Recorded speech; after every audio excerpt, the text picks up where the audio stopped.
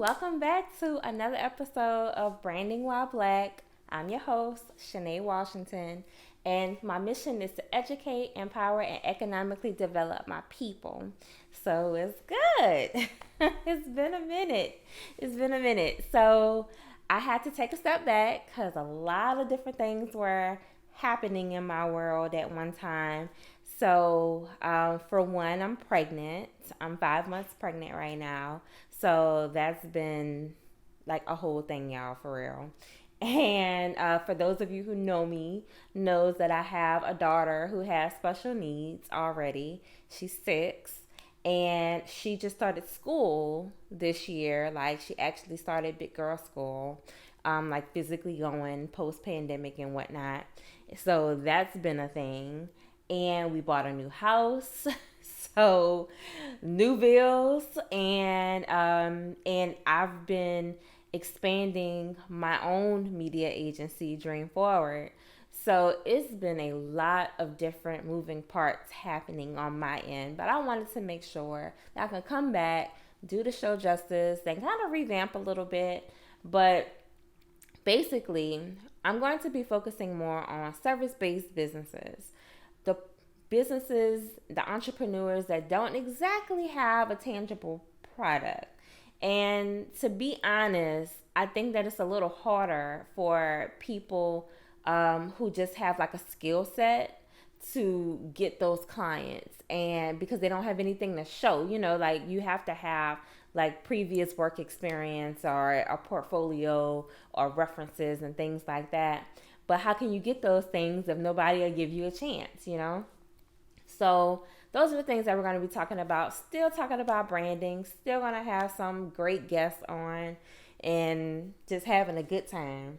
So with all of that being said, now that we're all caught up, so today I want to talk about the mindset that we as service-based entrepreneurs have. So we sometimes need to make a shift in our thinking, because sometimes you have to wear two hats. You have to wear two thinking hats. The first hat is you have to you have to put yourself in the place of your customer. You have to think about, okay, what exactly are their pain points? What are they looking for? What solutions are they trying to get? You have to think about the what, right? It's always the what when it comes to the customer.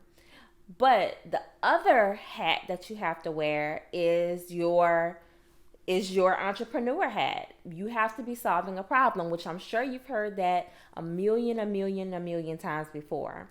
But instead of focusing so much on the what when you're wearing your business hat, you should be focusing on the how. How can I fix this problem? How can I solve this problem? How can I make this better? How can I get them results? How can I do this? And you need to also have a open mind to the fact that there's more than one way to skin a cat. Like that's what the old folks say, right? Like there's more than one way to do anything. So just because you find one way doesn't mean that someone else's way is wrong. So when you're in like the beginning phase, right? Like you're talking to a potential client, they're not a client yet. And you're asking them all the probing questions, and you're trying to get to the bottom of the situation as to what is wrong, right? Because you do have to do that. Find out specifically what is unique to this particular client or customer. Well, I noticed that sometimes we, as the business owners or the entrepreneurs on the other side of it, that we will what is wrong them to death. Like we will continue to focus on the problem, like what the problem is, and we'll ask them in different ways what the problem is. But guess what? The answer is always the same. If my if I'm the customer and my issue is I can't get any foot traffic in my store in between the hours of 8 a.m. to 11 a.m. Well, that's my problem. It doesn't matter how you ask me the question, that is going to be my problem. And the fact that there is actually more than one way to solve a problem, that means that you have to be both a master of your industry as well as a student. That means you always have to keep learning about what's out there. And the more that you learn, not only for yourself, that's the more that you can service and help your clients, you know?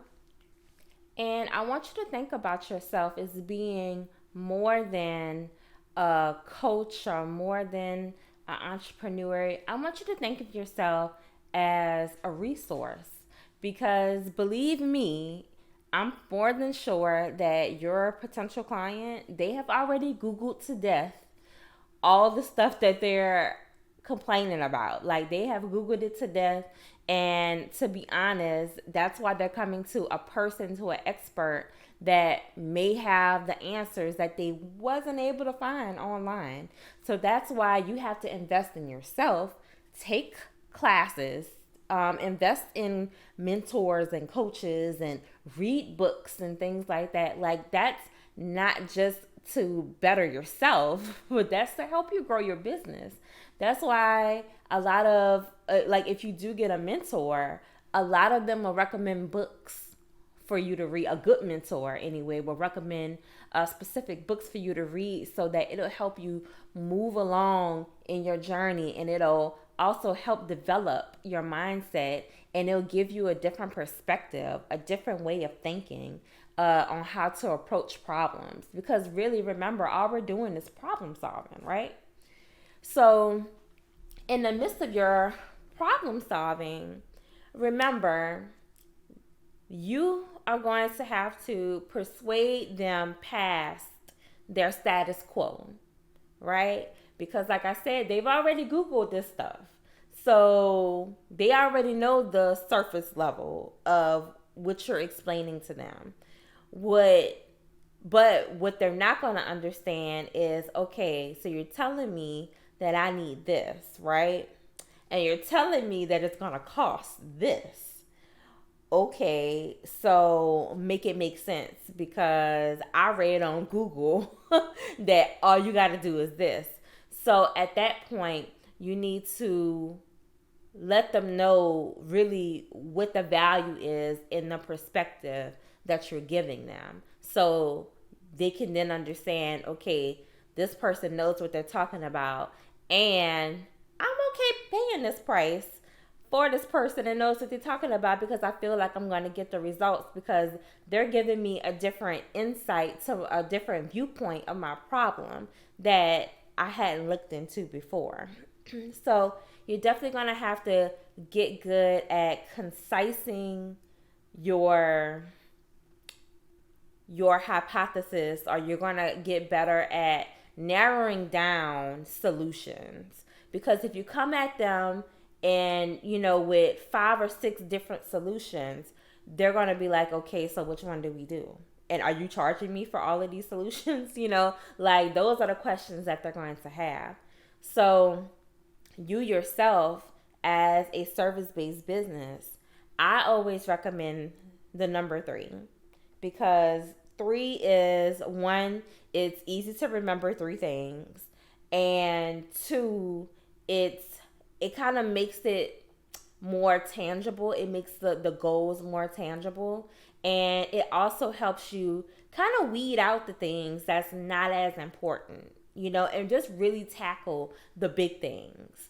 And I think that works better. It forms a better working relationship between you and your client as well, because they're not overwhelmed, you're not overwhelmed, and it allows you to really get in the nitty gritty of what the solution actually is, So while you give them 3 possible solutions to the problem, and you just get to work on it, like as their consultant or whatever it is that you're, whatever industry that you're in, you are giving them solutions, because it's not just a one bullet thing to solve any problem. So you're going to have to try a few different things. Now, if you get it on your first try, great. That is amazing and well worth the money. But if it takes you, two more tries, then hey, that's fine. You're both working through it. You're getting some experience. You're learning, as well as you're still building that relationship with the client. So that's all I have for today. I just want you guys to remember to narrow down your solutions. Remember to not focus on the what, focus on the how. How am I going to solve this?